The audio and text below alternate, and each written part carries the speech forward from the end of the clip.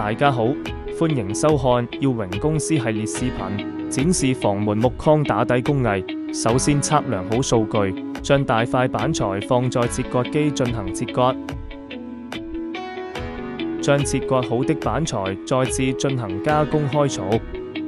門框開槽是可以有效防止房門與牆體之間出現裂縫。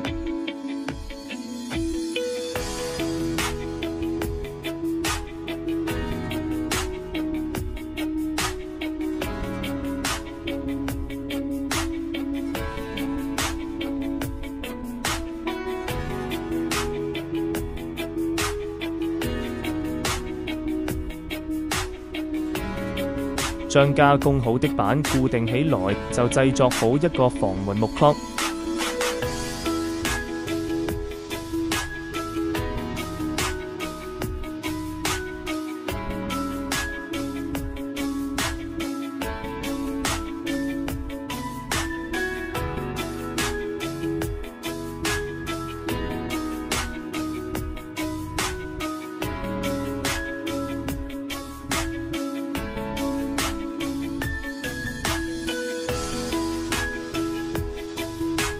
我們使用的是知名品牌鐵套膨脹螺絲，材料足夠，耐用和安全滿分。現在把門框固定上牆，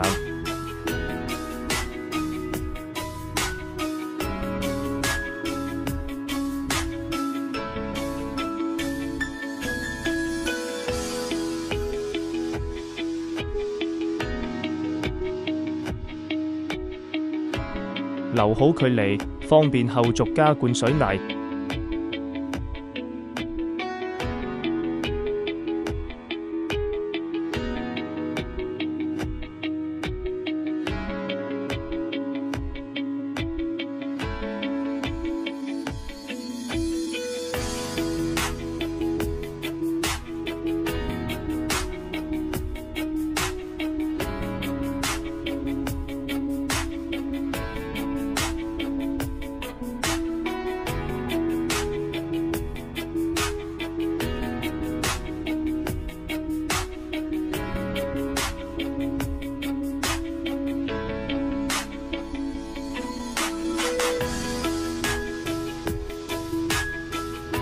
安裝完成，感謝收看。耀榮裝修設計有限公司。